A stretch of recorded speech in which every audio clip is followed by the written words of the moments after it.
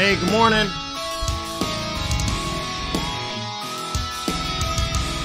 Hey, man, you look like you pulled an all-nighter.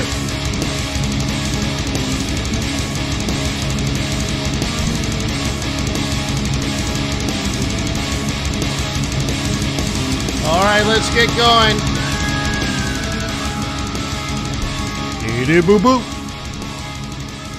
You gotta get the pips from the picnic basket.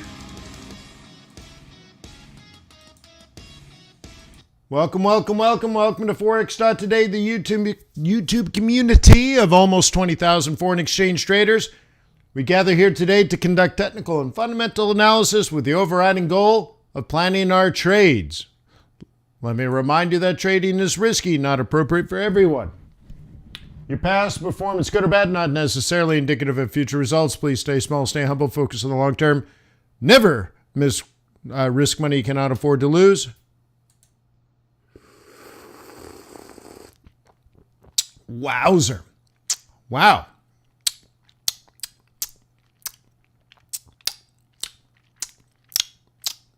I don't know if I like it.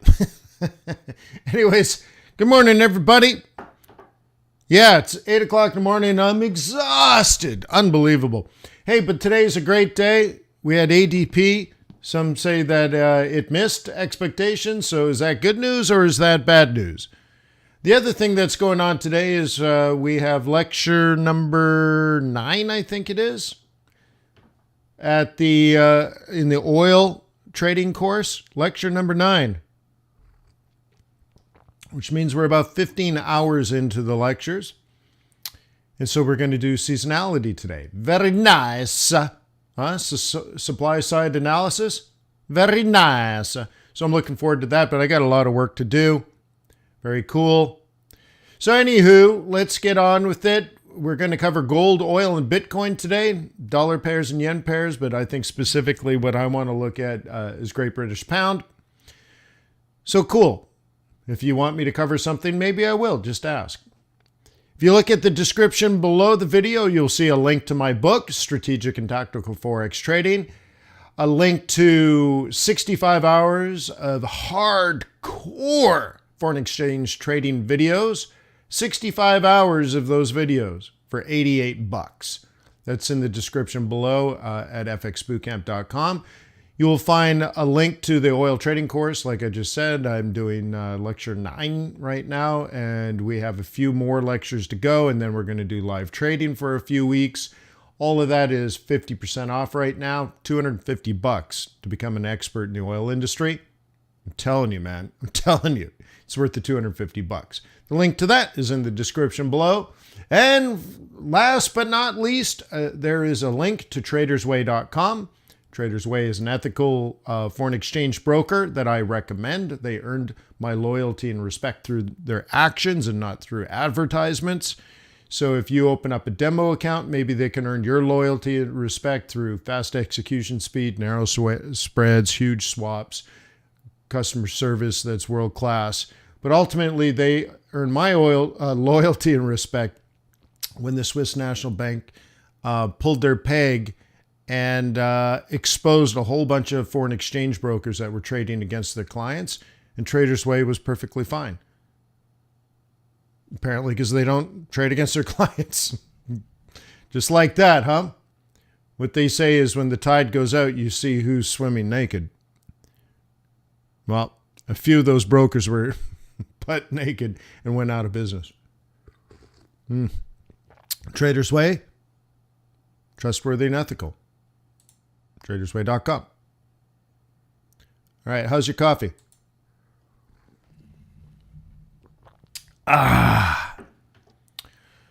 Okay. Anywho, dollar is, it's strong. Yen is still weak. Good. Swissy gave everything back. Wah, wah, wah. And I was hoping for CAD strength. Didn't quite get it. Aussie's giving back some. Euro is strong. I guess the play here is that they got to jack up interest rates from 0 to somewhere, because with 10% inflation and 0% interest rates, it sounds crazy, doesn't it? How could that even be? And Great Britain is the real deal here. The real deal. The real deal. So, in fact, I just want to start there. It's the real deal. Okay. The last decent sell was around the 191 price level. Kiwi is coming. And by the way, you can see in the day trading group, I had set this as a Fibonacci short. You're welcome, by the way.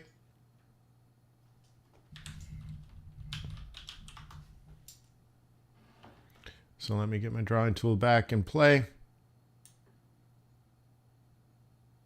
Delete. Okay. So we have it set as up and then down. Cool. Great. That's what we do. Now, if you're in my swing trading group, you'll say, well, Wayne, this is just a swing. There's your swing high and the swing low. That's an M3. So the target is here. We're almost on that target. But of course, that's just right.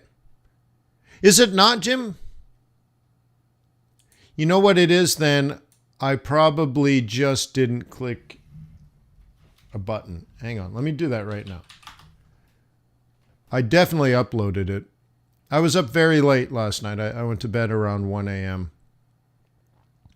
And so I know I did it.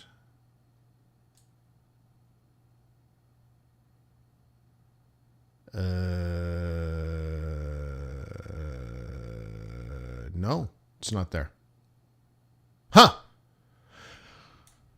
No, it ain't there. Yeah. Yeah. It ain't there. Don't know why she swallowed a fly. Okay, but I apologize for that.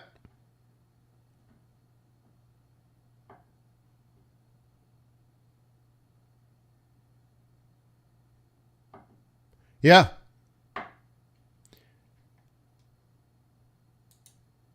Okay, so anywho, very nice. Again, to remind ourselves where we've been, the August sell was here, okay? And the target area was here, okay? This is a reload. This is what we call a front run. And this is something that we covered in, maybe not specifically this pair, but many, many pairs in the swing trading group over the last week or two, preparing for the September front runs. And look, here, the pattern's super simple. Excuse me. The pattern is super simple. That's it. That's it.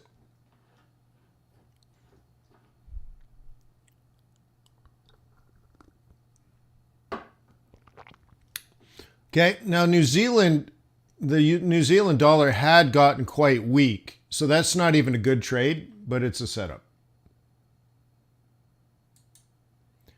Okay, look at this maybe on a smaller time frame. Okay, and you might see that it's trying to roll over. Can you see that? Let me give it a click in. Okay. You see how we were above the neutral and now we're below the neutral. So one of the things that you'd be looking for now, if you were trading this, is something like this.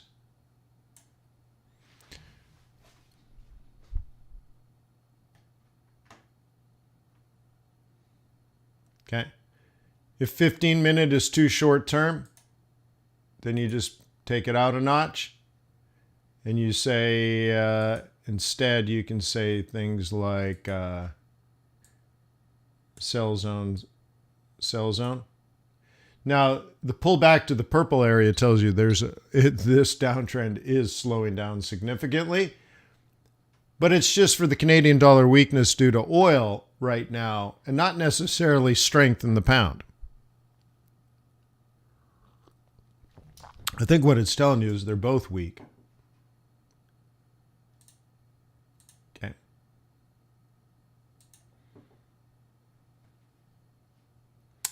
Swissy finally gaining some strength again. That's great. That's what we want to see. It could have gone even higher, but it didn't.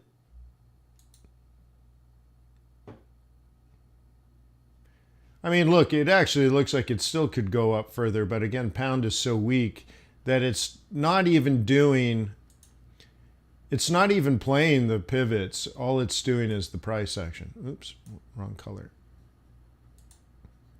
Here we go. Oops, gee whiz. A new gaming mouse has too many buttons on it. I don't know what half of them do. I'm trying to draw this.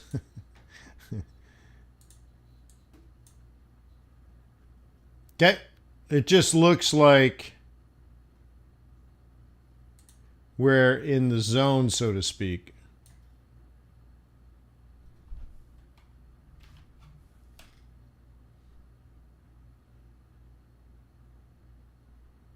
Okay, you see? Now, if we were trading this using pivot points as the primary strategy, it says you should wait to sell up here. Could be. Could be. Which means we'd have to break to the upside of that zone and then back down into the zone. And that sounds like a lot of work. I think what I'd rather do is anticipate where the future 21 would be. And it's still kind of up there. So, if I was going to use a daily chart, I would surmise that we head up and do one of these things. Further examination of the weekly pivots, check this out. S1 as a low predicts R1 as a high, and we already have that. So reading this further using weekly pivots, what it's going to do is it's going to stay in here for a while as the 21 EMA catches up. And then it'll break to the downside. So I guess we're just waiting for NFP. Huh?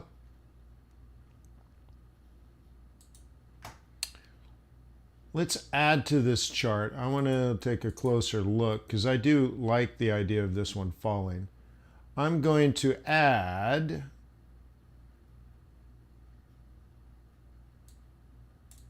the zero lag 21 EMA.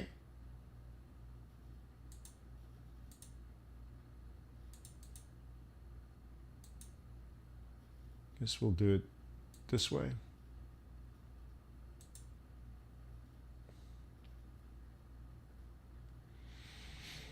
We're kind of already there. Let's take a look at the 4 hour. Yeah, currently we're above the 4 hours, so it says don't sell it yet. The reason it says that is if you're watching the price action, right? Now we're in this, and price action would say, you should probably sell the lower high. And so the 21 EMA, which is just below that, is suggesting, yeah, the same thing. You wait until you get below. Okay, maybe. So again, I want to go out to the daily. And it says the daily is giving a similar but different message of just sort of like, be patient. Be patient. Be patient.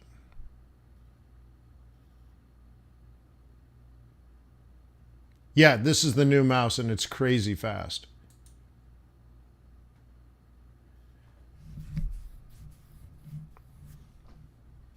It's very inflationary. My mouse cost me over $100.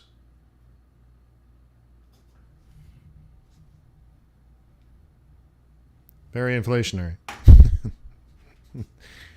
It's the fastest mouse in all Mexico.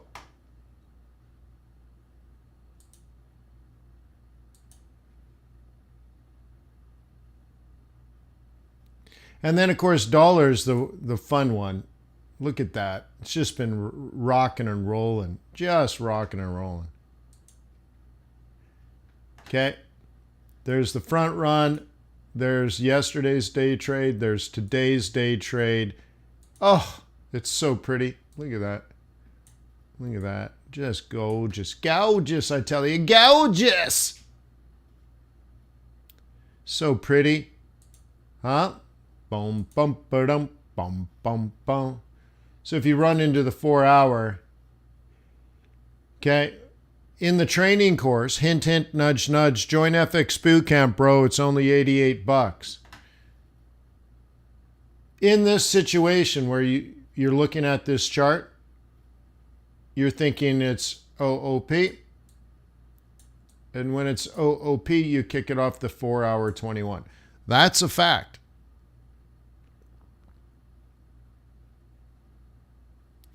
And now we're in day 2 of the hustle to the downside. And it's gorgeous. It's gorgeous. Awesome. Love buying pound dollar or selling pound dollar. I love selling a pound a dollar. And then Aussie's even getting better. You can see we're doing something similar where we're trying to ride this down and breach through the September M2 to begin the month, right? Beautiful. So we're just riding it, man. It's working great day after day after day. Okay, what do you mean day after day after day? Okay, that's a daily sell zone, daily sell zone, daily sell zone, daily sell zone, daily sell zone, daily sell zone, daily sell zone, daily sell zone. Great. Cool.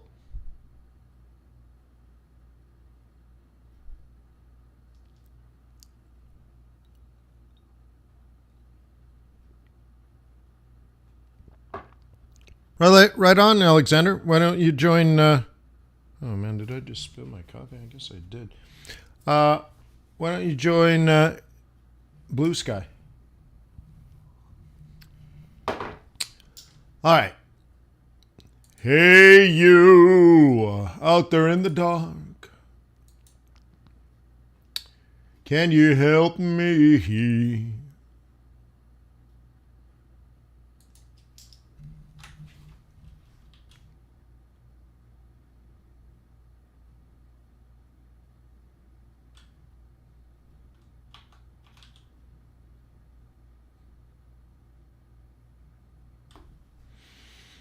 Into the light. Don't give in. Without a fight. Anyway, so pound's working really nice. It's been really nice. It's been nice.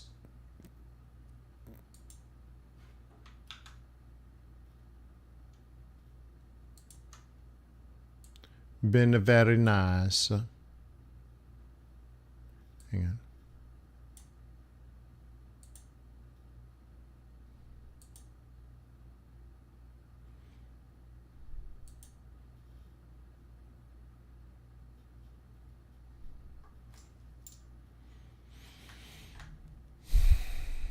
Very nice. So what do you think some of the best trades are?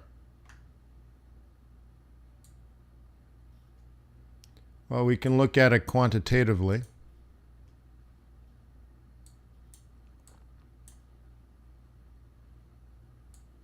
Trying to fit this into the window here.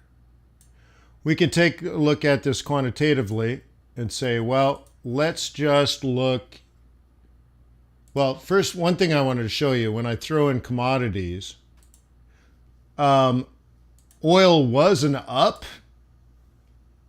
and right, it's supposed to be very bullish, and it was incredibly bearish, changing the skew on all the other asset classes. Like oil yesterday and today dropping is quite an outlier.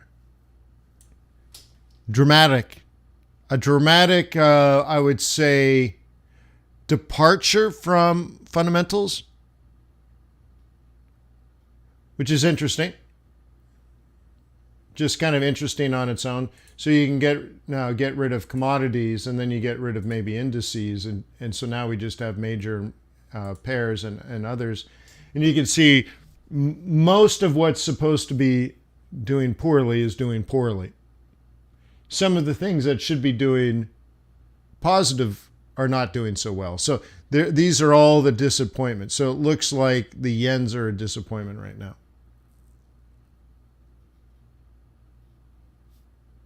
So anyway, anywho, you know,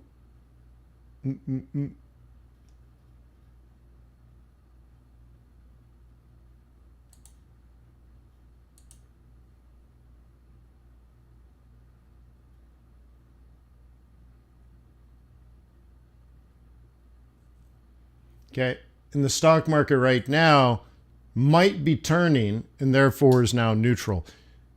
So that kind of plays around with your idea of,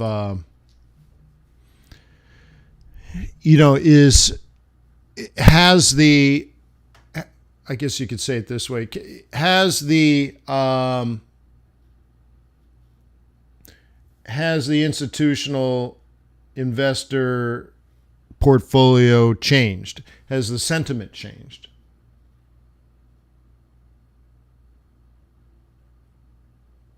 It could be. Anyways, so you want to kind of line that type of kind of data. I don't know. I haven't slept much, so I'm talking and thinking at the same time, and I can barely do one at one time. What we're looking at is in here, pound CAD and Kiwi CAD are where retail traders are positioned long. So pound CAD and Kiwi CAD. So do I even have pound CAD on here? I do have pound CAD.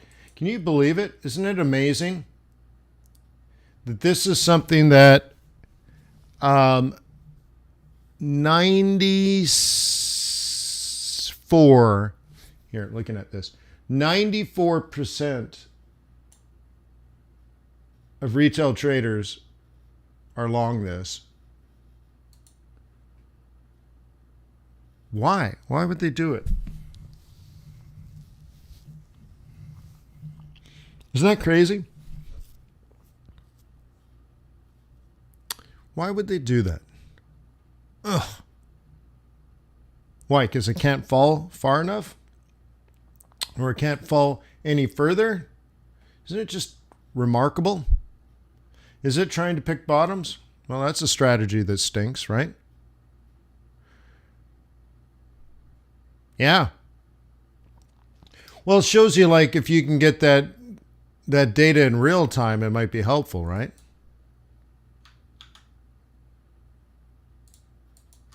So this is updated, right, pretty often. Institutional investors are long oil, long the dollar, long South Africa, obviously trying to catch the yield. And look at this. I think this has been shifting. There's still a little bit long, well, quite a bit long gold. I disagree with that, of course. But that's how it's positioned now. And of course, this gets updated weekly. Okay. And institutional investors are short the Aussie dollar, short the 10-year T-note. And look, 68% are short the S&P 500 right now. They're short bonds and stocks.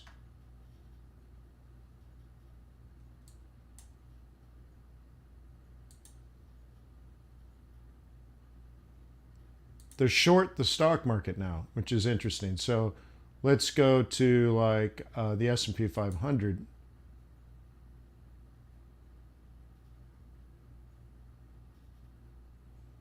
Wait for it.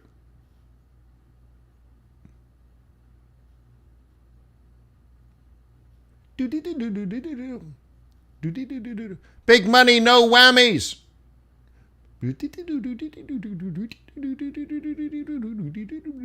Big money, no whammies. Big money, no whammies.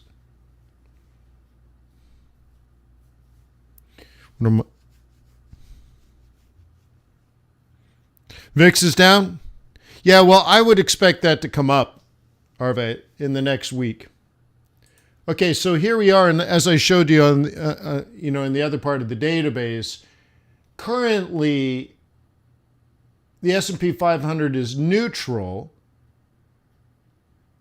Investors over the last few weeks have increased their short positions into the new market, because remember, for weeks, from what, middle of June to the end of August, the stock market was up. And now we're starting to see institutional positions changing. So that's fundamental analysis of flow, of capital flow. So it's flowing from risk on to risk off. And right now the bias is there because, we have to turn the trend over, and then we have to turn some of the other fundamentals over. And you can see right now, like this is the S&P 500. We made it all the way up to 4,200. And then it rolled over, and I started hedging here, by the way. So I have, and I built. So I started hedging actually further down. So I lost money on my hedge, but I made money as the stock market went up. But now it's coming down again, and I added to my hedge. So I have a bigger hedge now. So I'm at a slightly better price when you dollar cost average of the thing. But look at now, we're dropping down. We've made a significant low, then it came back up, and then it made another low. And now the stock market is trying to have somewhat of a positive day today. But it's, according to statistical analysis, that this would be short-lived. And so if you're analyzing potential future price action for the S&P 500, you get the pullback and then you get the down. Or it could be like crazy bearish and just drop like a ton of bricks and keep falling. Not likely with non-farm payrolls coming up first. And so an algo can't think like that. But what it is saying is, it could have the pullback and drop, or it could just continue the slide. And that would be based on your, let's say, level of aggression. But still pointing this out based on price action, because we have not had a higher high and we've not had a higher high, then statistically you would think that it would continue to not have a higher high. That's what a trend is, right? So in your analysis of the S&P 500, what you would do is say, well, one of the things that's happening is you have a downtrend.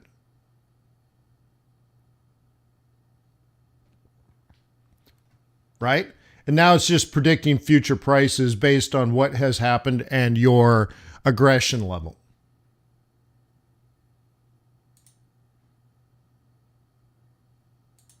It's quantbox.co.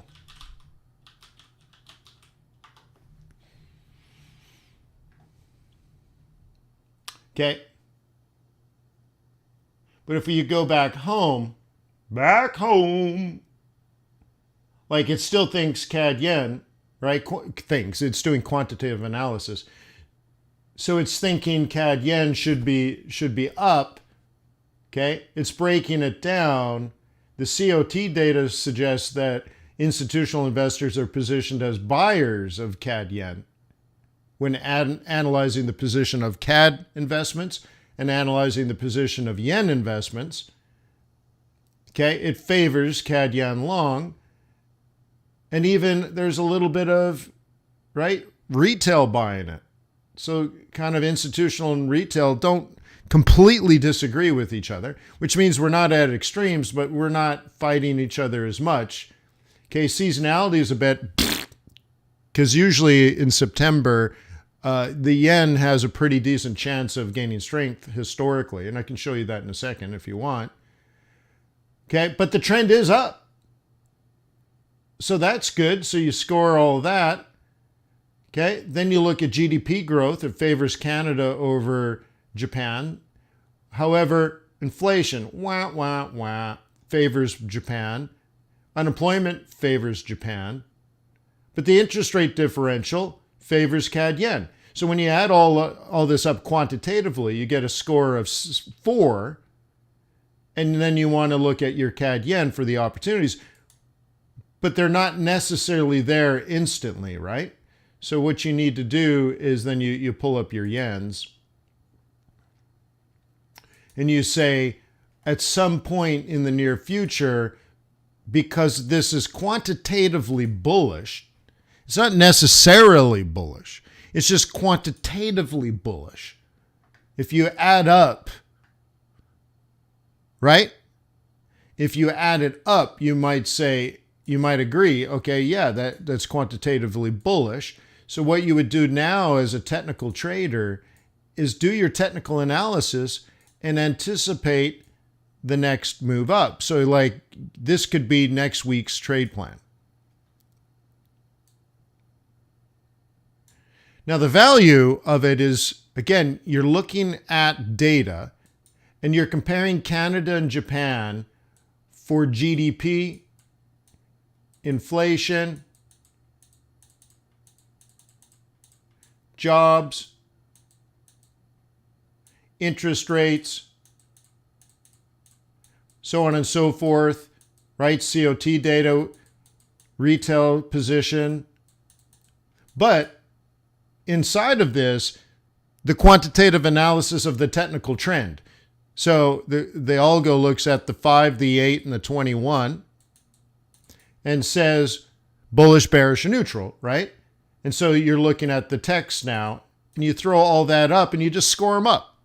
It's just quantitative analysis of macroeconomic data. That's all it is. And it says, well, maybe it's not a perfect buy now. It's not telling you that. It's saying when you look at the data and you score it, you're like, you would think this would probably go up in the near future.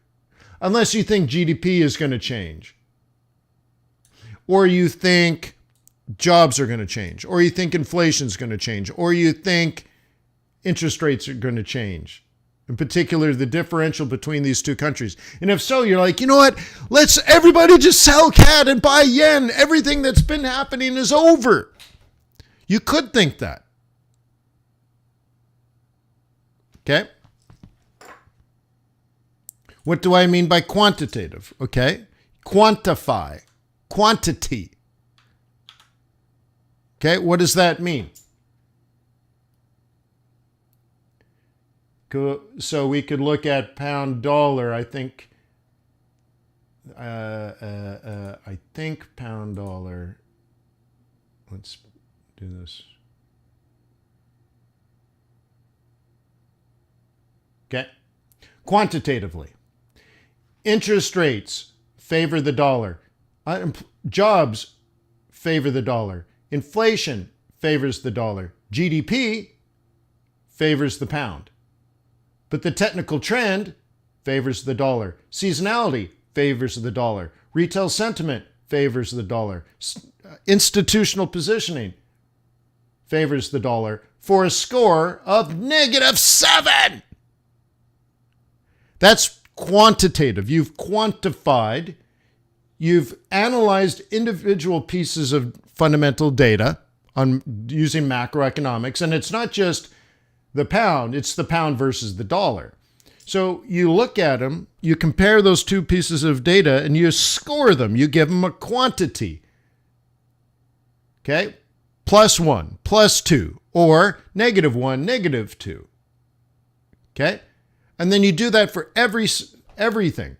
Compare the two countries for all these macro and technical data points, and then it comes out to a quantity, a positive or negative integer.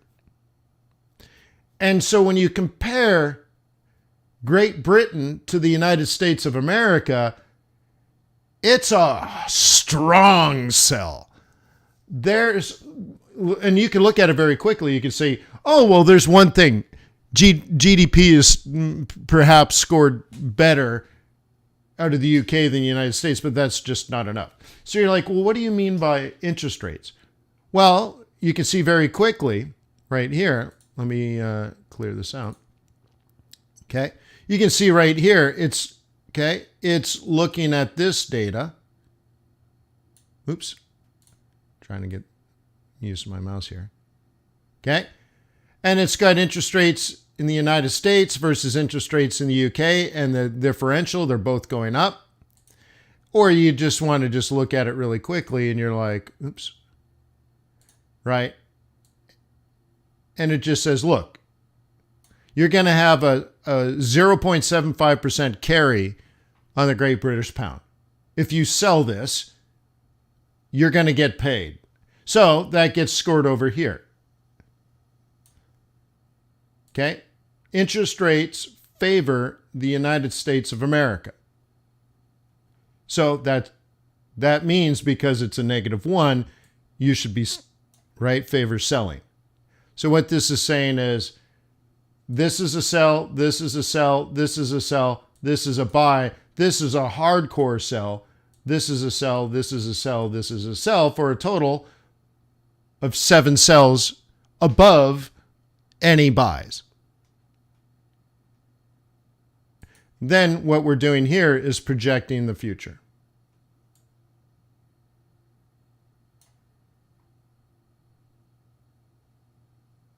Cool, right? So again, you're looking at unemployment. Oh, man, I wish I can get my mouse better. It's too fast.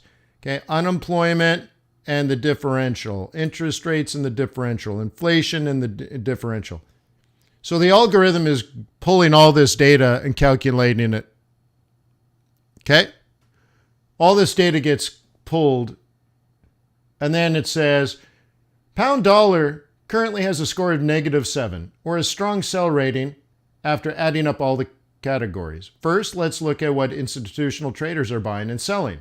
We can see that the Great British Pound has a long percentage of 40.39%, and we see that the USD has a long percentage of 77.64%.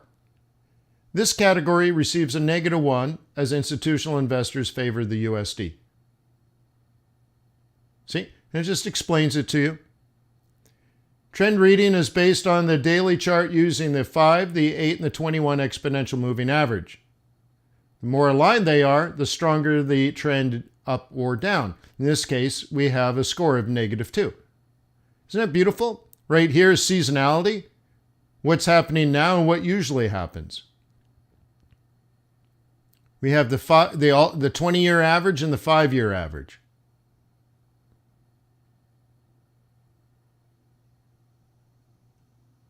Okay? So if you look here at the 5-year average, see there's a slight move down between July, August, and September. So it gets a -1. It favors selling. What about gold? What about gold?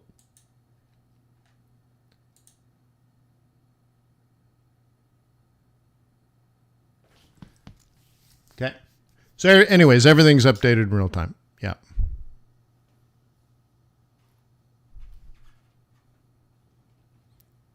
Oh, the projection? Think of it this way. Think of it this way. If you're a bull on this, project the future price. So let's just put this on a basic template. Let's do this on my simple template. Okay. What's the price going to be in the future if you're a bull?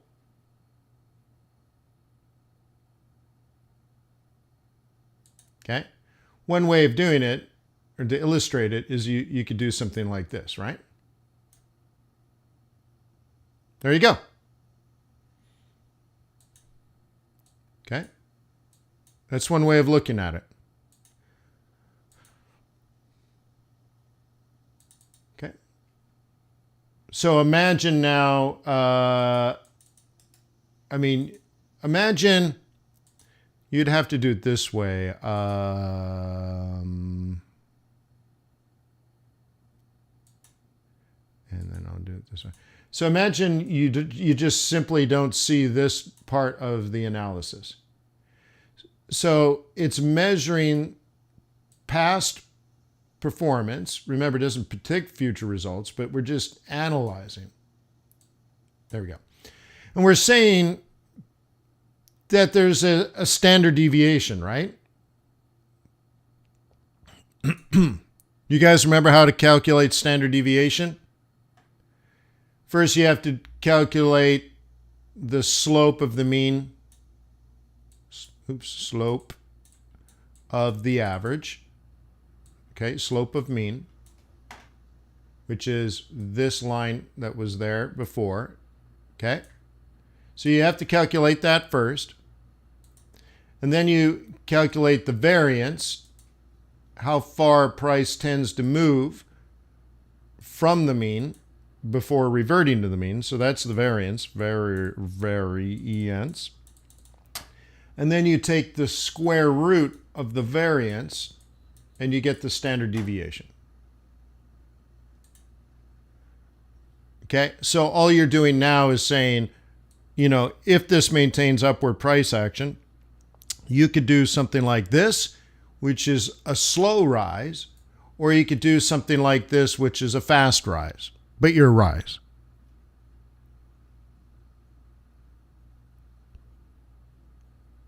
Okay. Majib says, hey, could you explain seasonality? What does it mean? There's a pattern in the flow of capital around the world that tends to somewhat repeat itself year after year after year, which means there's a logic of flow. It's actually something I'm covering in the oil trading course today. Okay? But it's doing things like this, Majib. So this is CAD yen. How would you feel about this trade if this was technically bullish, but let's say 16 times out of the last 20 years, this was a little more bearish in September than bullish?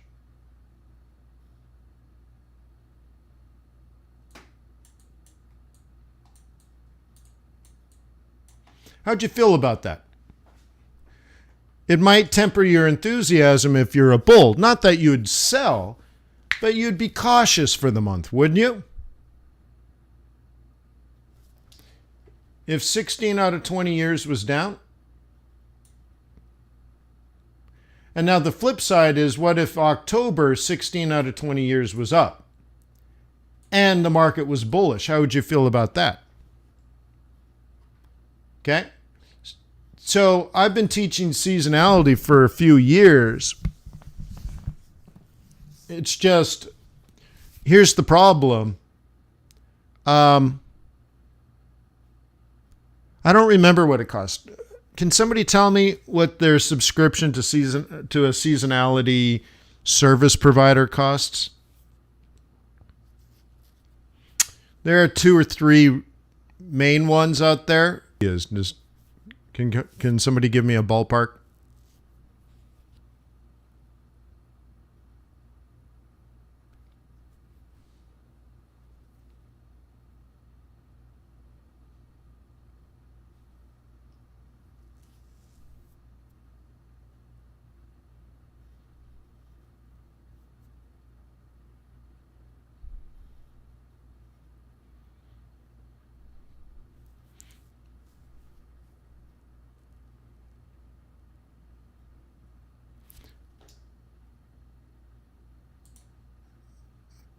I think I might be on the wrong internet.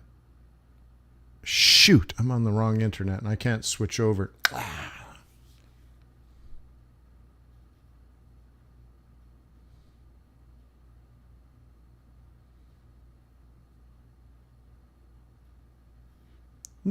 No.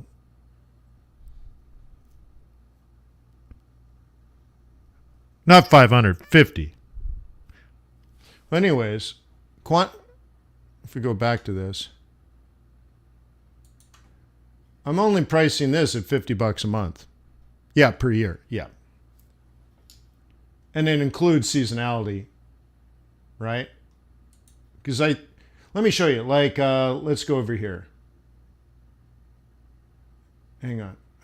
This has to load now. So anyway, see how it's telling you you should look to sell euro dollar. Hang on. Load. If you go under fundamental analysis and seasonality,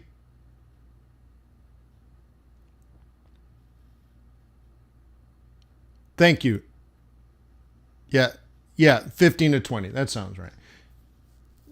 So this has just been developed in QuantBox, so now that you have it. This is the, so you pick your asset. So like, let's just pick S&P 500. Okay. And what it's telling you, let me get, I guess I'll get blue, but I'll make it a highlighter. All right. So if you look at the 20-year average, month over month over month over month, this is what the S&P 500 does. So September is a down. From August to September is a down. Okay.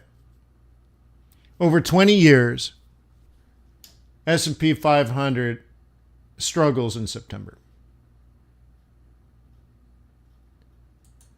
Okay. Over the last 5 years, now we're doing this, it's been slightly different because the last 5 years might be different from the previous 15 years on average. And then the last one, the gray, is what's been happening this year. So you can see we had a really bad, early part of the year, a recovery, a really bad second, right, to finish the first half, let's say. So second quarter was terrible. And then crazy, redonkulous, strange bullish move in the S&P 500. Now, you can see often there is some up. You can see the seasonality, but the variance is crazy, right? But it's nice to know you can say, well, the 20-year average is up in this period, and the 5-year average is up this period, and so therefore it went up. And then, right, there's downward pressure right now, and the stock market's starting to fall. So we're in this period here where you need to fill the future. And looking at the two things, over the last 5 years, this period is a downer. And over 20 years, this period's a downer. So maybe the stock market has a rough couple of weeks.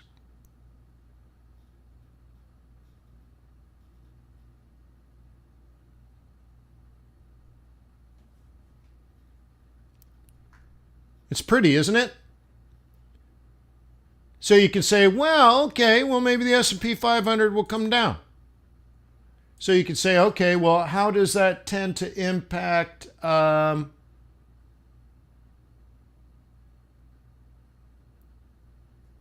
we could pick like pound dollar.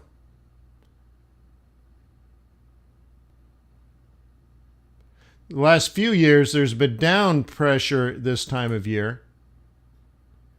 But on the long run, it's slightly up.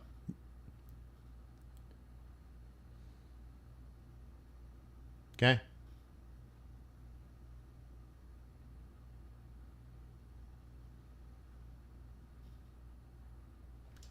Okay.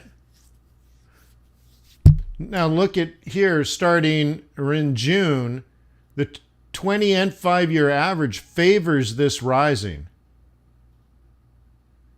So it's unusual this time of year to be selling pound dollar. Shows you how unusual this year is. The dollar typically would not be strong. I mean, maybe this month, but even then you can see the 20-year average is down, like the dollar could be a little bit strong. But by the time we get to October, November, December, we would be selling US dollar and probably buying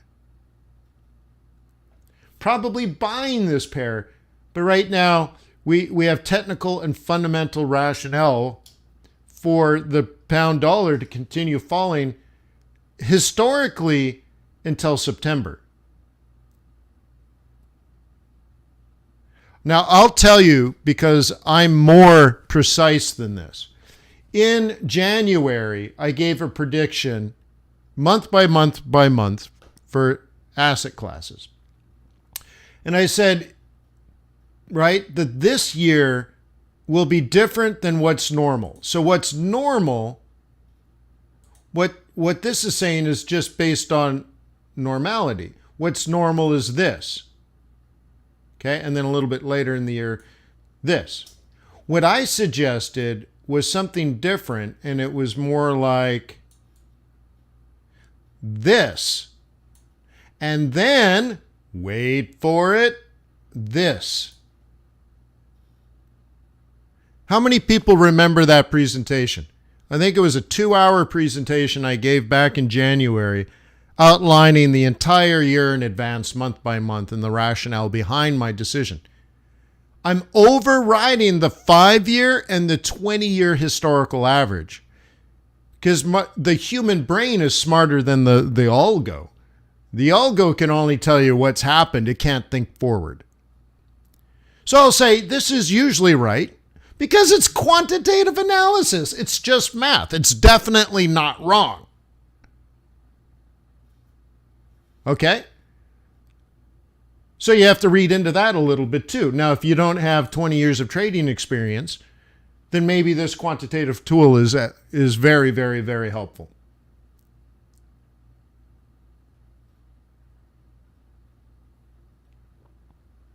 Okay? Anywho.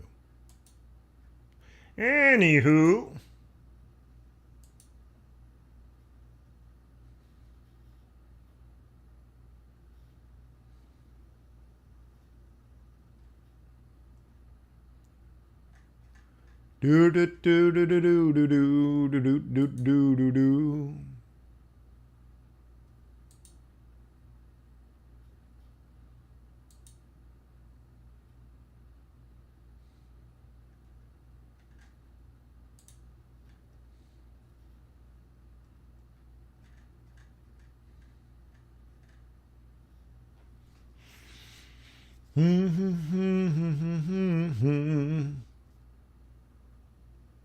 Anyways, we'll skip all that.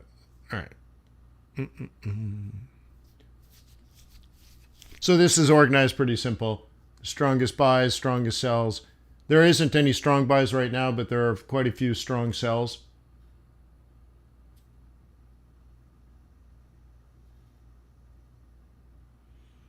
This is a ranking of the trends, some of the best trends, some of the bullish trends, bearish trends. He's retail. Okay. The way you use retail is the things that are the traders are most long on. You should look for reasons to sell somewhere in the future because they're gonna get stopped out. And then of course you could flip this. What are retail traders most short? Okay. And they're most short USD Rand and Euro Pound. Okay? That's what they're most short. So when you go to a Euro Pound, for example, let's just pick on that for a second. I guess I gotta go here. What happens is, see, I never even trade Euro Pounds. I never carry it. I don't have it anywhere. Guess I'll try pound here. I don't think I even have it here. Pound. Yeah, I don't. I just don't trade that pair. Shows you. That's pretty funny. I'll go back to Euro. Just shows you I don't trade stuff like that. And that's something that retail traders are crazy short right now. So Euro dollar, Euro Kiwi. I see Euro Kiwi twice, so let me move this one. All right, so check this out. Isn't that amazing? Retail traders are heavily, heavily, heavily short this. Ha ha ha ha.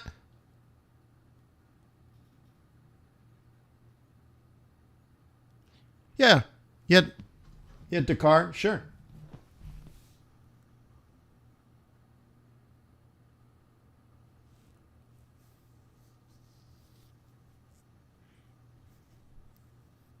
No, Jim, I'm going to put it in so that you can just upgrade and it'll cancel the monthly anyways.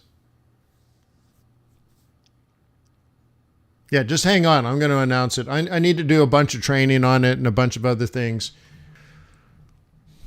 But anyways, I hope you think QuantBox is worth $50 a month so that you could add some quantitative analysis to your trading. I mean, just look at this. Isn't this nutso? Isn't it just sickening to think that almost all retail trading positions are short this?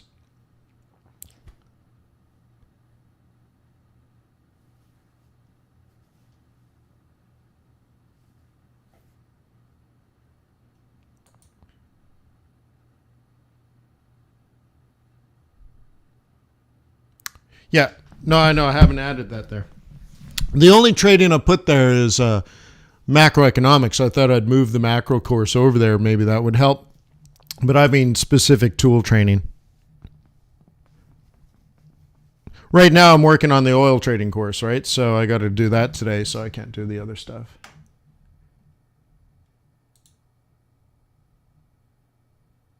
What I thought I would do, and I thought you guys might like this, I thought I would do a training course or a trading webinar, not a course, a webinar, where we get together for about, let's say, 45 minutes.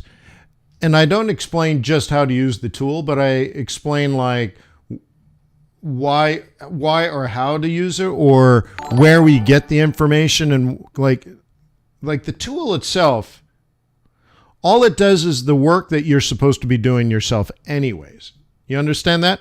So like you have to cover that. Like what are you looking for in your decision when you break down the pieces of your decision-making process? And then where do you go to get that information and gather it and then maintain that database? Like, why do you do it? Where do you get it? And then, of course, ultimately, the tool does it for you. But back in the day, you did it yourself. Like, in fact, I was teaching people. Was it the swing trading course? I think it was the swing trading course where we got together as a group and there was 25 people working together collaboratively on a shared Excel spreadsheet, gathering this information manually and inputting it into the spreadsheet. And it was beautiful. And then we started color coding everything. Bad stuff was red, green stuff is good. But then people were making mistakes. Some people were putting in annual GDP, other people were putting in quarterly GDP. And all of a sudden it was a lot of work to go back and fix all these things. And then if one thing's broken, you got to check everything. It was a bit frustrating. And I'm like, you know what?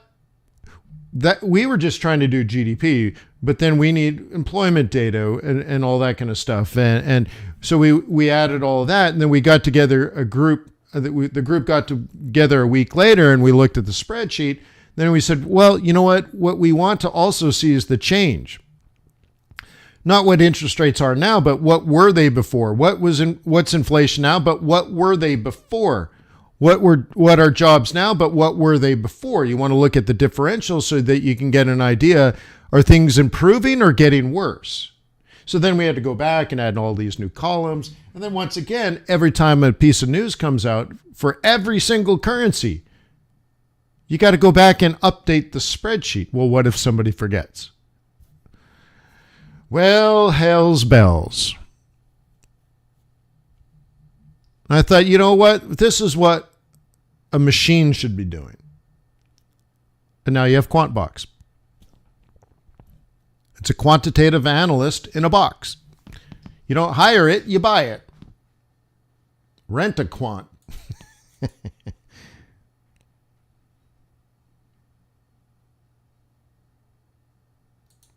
So anyways, I think one of the things I have in mind is we can build build a fund around it. I think that'd be fun.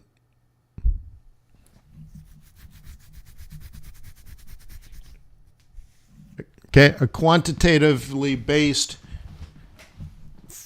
trading firm where the algo makes all the strategic decisions and the traders make the trades.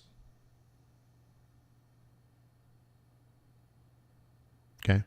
Anyways, quantbox.co, guys. I don't know. Sorry, I've been working on it all night, so I'm half asleep. I didn't mean to go into that. Yeah, so anywho.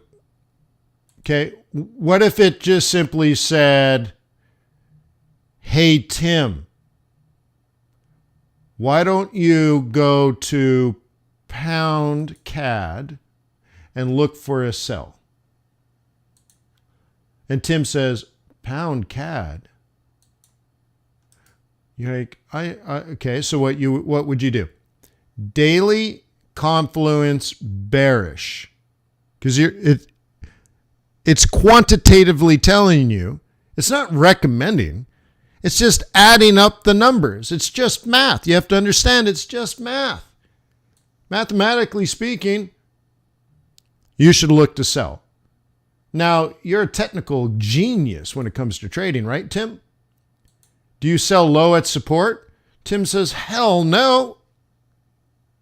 Well, why don't you put together a bearish trade plan? What do you think would be a decent plan? Well, what if this came up to that central pivot point and then down? How does that smell to you?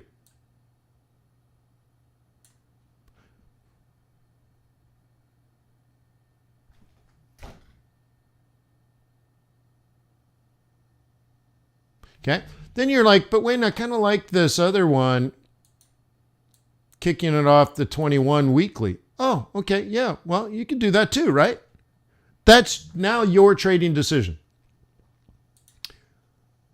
I like to also do things like I say, where is my price action pivot points? Okay.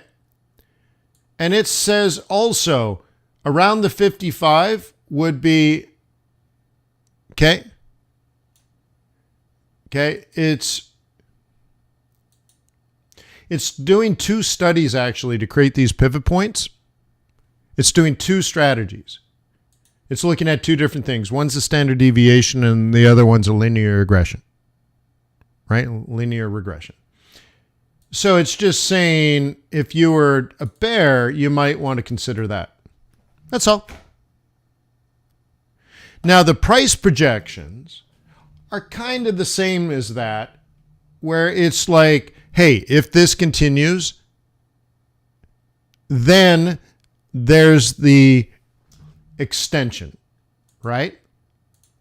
So they're saying, well, bearishly, right? These are the two outcomes. And then there's the average outcome, which is just the continuation of the average, right? So now it's saying, right, QuantBox is saying, right, there's these three moves that could occur.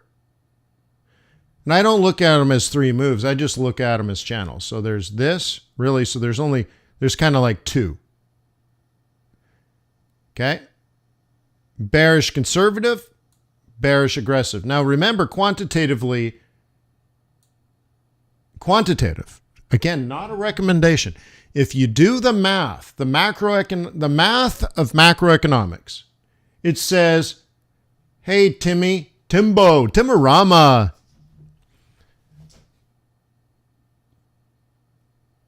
right?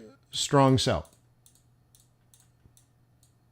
So Timmy comes over and he's like, okay, well, looks like the low end here is not in play. So that's one trade plan that could take place. Now, remember, QuantBox is also doing the math of technicals. So suddenly, if that doesn't work, because remember, it's just probabilities. If we get a bigger pullback and then it rolls over, guess what's happened? The score for CAD yen changes because the fundamentals might not have changed, but the technicals did change. And it might go from a -2 to a -1, thus dropping its score from a strong sell to a sell. Or it could go from -2 to -1 to 0, further lowering the score. So this thing could drop back out and go from a strong sell to a sell. But I think you should still realize that the only thing that changed was the technicals. And that if anything, you should be more interested in something that was let's say was a strong sell, is now a sell. Fundamentally, nothing's changed. Do you think it's likely to become a strong sell again? Well, if you know technical analysis, you would say, well, shoot, this is my sell zone. And so if you sold up here and then the trend goes from higher highs and higher lows to lower lows and lower highs, then all of a sudden it becomes a strong sell again, because then technically we went from, let's say, a 0 to a -1, and then eventually, as it makes more lower lows and lower highs to a -2, becomes a strong sell. But you're already in it, and you're already loving it. You're already there, bro. Okay? So it doesn't make decisions for you. If you wait for it to be a strong sell, it's because people are already selling it. Do you understand that point? Because the only way to become a strong sell is for the technicals to already be confirmed. So maybe I'll change the language. Maybe it sounds, maybe I should, I don't know. I'll leave it for now. I don't want to go through and make changes. But the idea is you need to be in it before it's a strong sell. By the time it's a strong sell, all the retail dum-dums are going to be in it, and it'll probably hit a target. And again, the computer is dumb. We're smart. Computers are ugly. We're beautiful. So it doesn't understand when the trend is going to stop falling. We do. And if you don't, it's because you don't know how to trade. Like, oh my God, you don't know where the support and resistance is? Then you got to fix that, bro. Because if you don't know how to trade, this making fundamental decisions ain't going to help you. You can't carry it out anyways. You don't know what you're doing. You're a mess. Okay? But, boy, if it can filter out all the noise, aha, ha, ha, ha. As a technical trader, will probably take you to your next level. Don't you stink?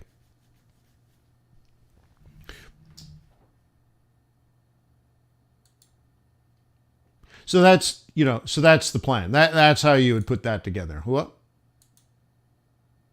Oui.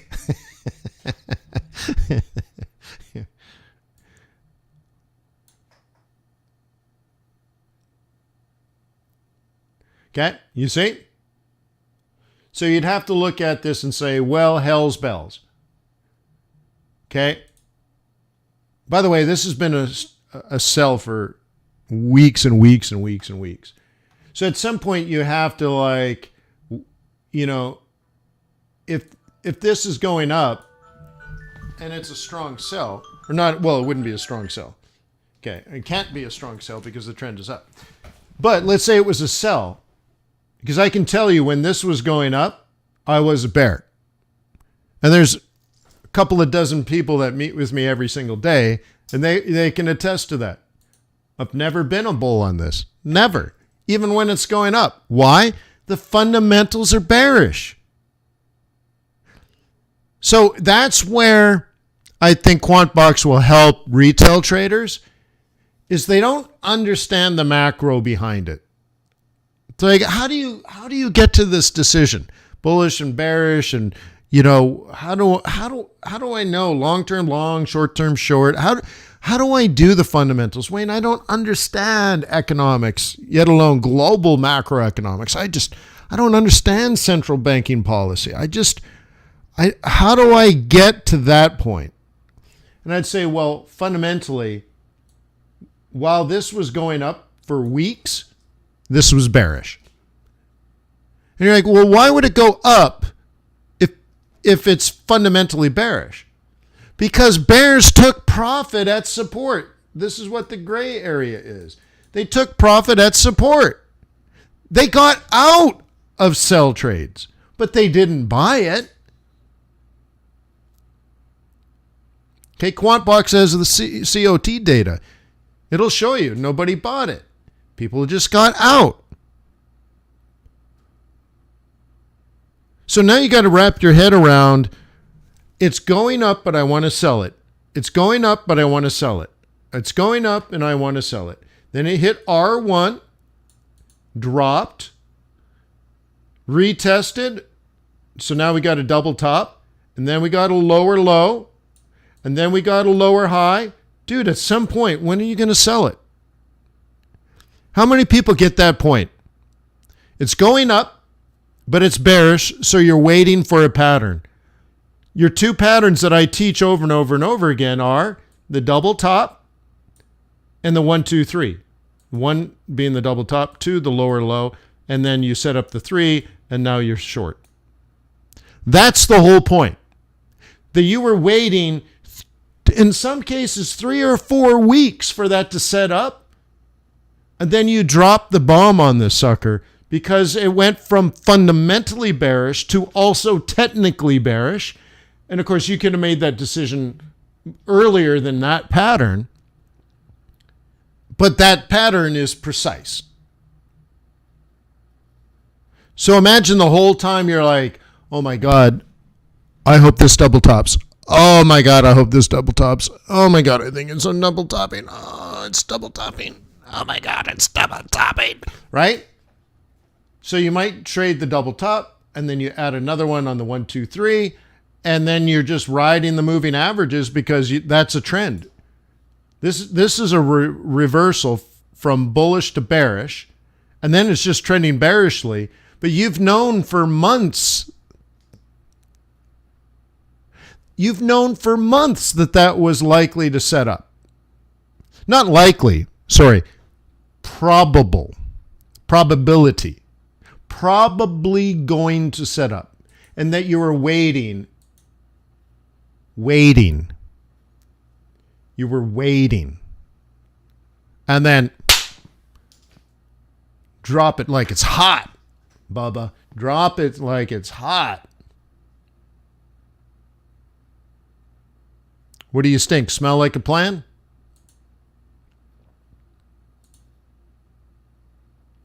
Anywho. So anyways, this is what I do with my time away from the charts. Okay.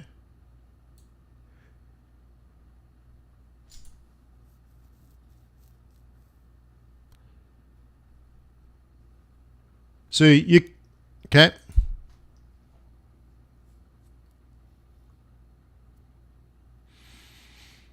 There you go. You can sign up, quantbox.co if you want. So anyways, I got work to do on that. I can probably get to it tomorrow. I'm looking forward to the oil course today. Cool. So really, look, dude, we have event risk on Friday. Oh boy, this. By the way, you like the. Oh, turn that light off. Come on, lighty light. Look at that noise. You got to do that, don't you? That's what all the kids on YouTube do. Sparkly, shiny. Clearly, they sell it to men. Thank you, Don Pablo.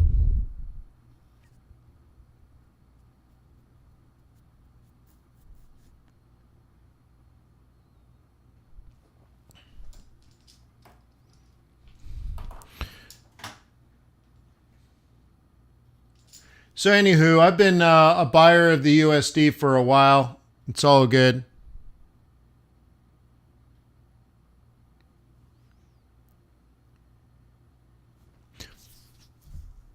Yeah, this one's a dynamic one, Jean-Guy, because there are slides, obviously, but then there's sort of like I need to pull the presentation into the real world. So there's going to be, it's almost like in the lectures, I've been doing virtual field trips. And this one is not actually a virtual field trip. It's me actually gathering the data.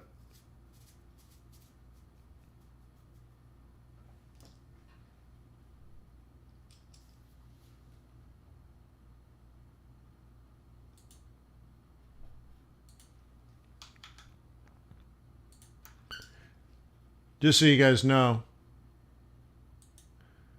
Look at, I have all this quant information for the S&P 500, the Dow, the FTSE, the DAX, the Nikkei, the 10-year T-note. I've all, right? Gold and oil, all the majors, all the cross pairs, right? Isn't that just beautiful? Like redonkulous? Isn't that right? All updated in real time.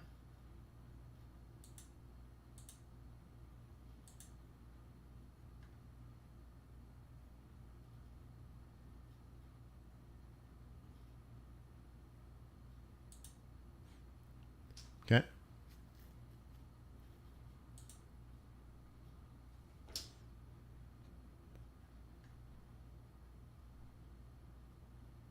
Is that pretty? Let's compare, since we were talking about pound CAD, let's compare the UK to Canada. Lovely. Interest rates and inflation levels. Okay, quarterly, of course, right? I mean monthly, not annually. La la la. Isn't that pretty? Imagine being able to do that for everything.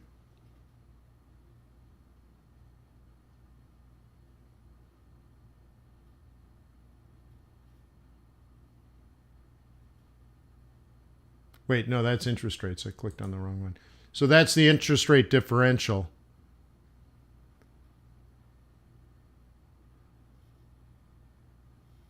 Look at inflation relative to norms. This goes all the way back to World War I.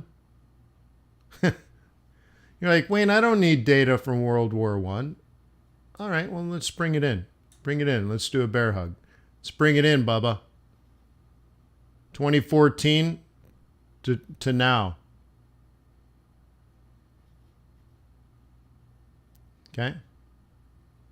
Isn't that pretty?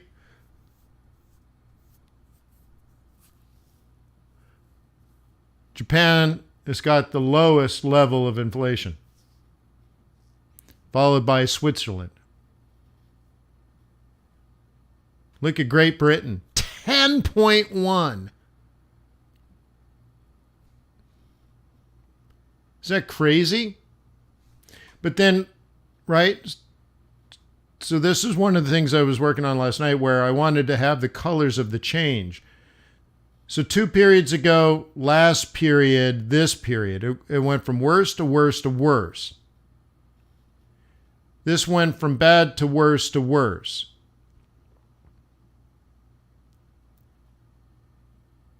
Okay. Australia, 3.5, 5.1, 6.1. So you can see it's speeding up. But you see in Canada, 7.7, 8.1, 7.6. Aha! Ha! Ha! Ha! Ha! Something's happening in Canada, and I can see it right there by staring at the changing colors. Okay? Isn't that pretty? But how about the United States? 8.6, 9.1, 8.5, ooh la la. So I can see it very, very quickly. But also you're like, who are these green ones? Oh yeah, Switzerland and Japan, no inflation.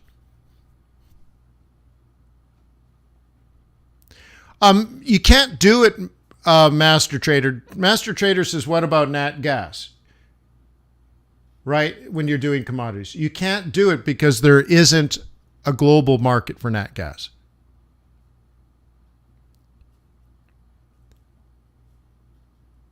Okay? There isn't a global market. I'll give you one example. In parts of Europe right now, nat gas is, I forget the units, I always forget the units, but let's just say 500 per unit. But other parts of Europe, it's 300 per unit. In the United States, it's $9 per unit, $9. Okay? A euro and a dollar is the same, right? So in parts of Europe, it's $500, $300. It was as high as $1,000 a week ago. So it dropped from $1,000 to $500, but it's $9 in the United States. So Master Trader, what number would I put? Okay. Now I'm building up a big, well, I shouldn't say that. We've had a discussion in the day trading group, and I believe the swing trading group. No, or maybe it's just the oil trading group. I don't know. I can't remember. We have too many groups. We have not too many groups. We have a perfect amount of groups. It's been discussed, and the logic behind it of the convergence of these two numbers and the exact day it's going to happen. And if you don't know, it's because you didn't pay the $250. So I think I discussed it last night in the day trading group, but I discussed it in the oil trading group. But because of this phenomenon, this funk phenomenon, you can't do this. You can't do macro analysis on an asset class or instrument or commodity that's local. Yeah, Master Traders look at it. It's true, right?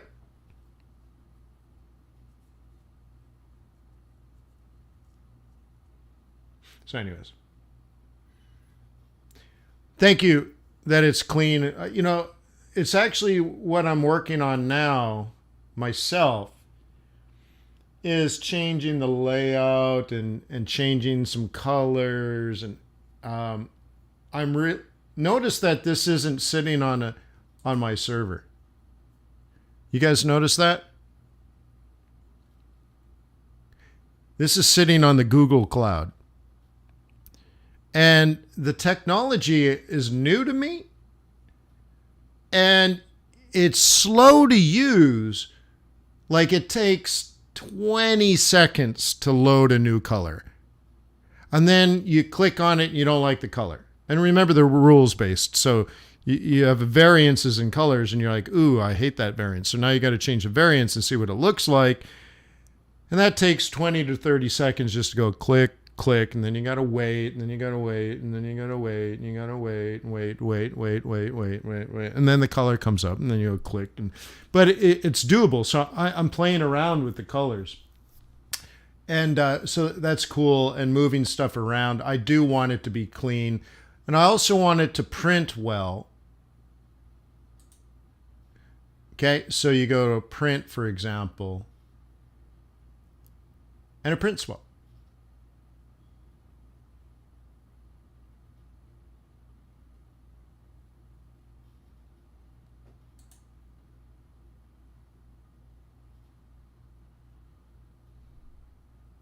Okay, so I'm getting there.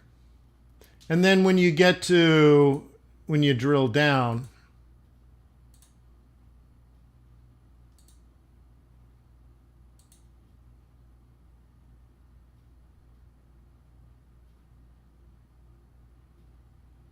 okay, it should be pretty. Now you can see there's a mess up there, so I'd have to get in there. But you can see how heavy it looks. Everything is red. Everything is red. And then you go to euro dollar.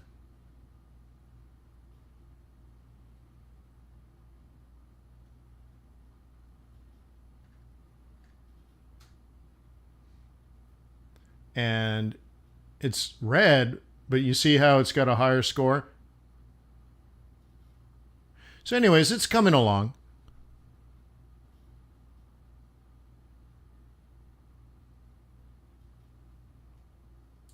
So I need to work over it so it'll get clean. So it's coming. It's getting there.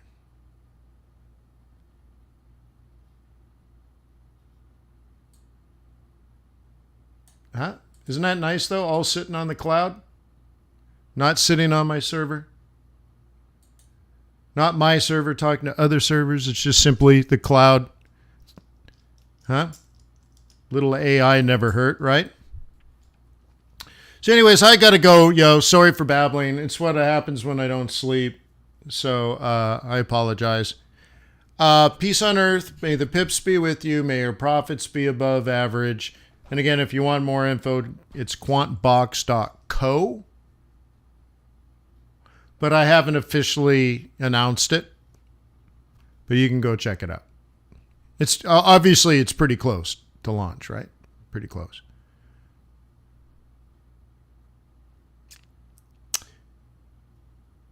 Cool. See you later, guys. 4 p.m. for the oil trading course, 7 p.m. for the day trading group, 2 a.m. for the day trading group. Cheers.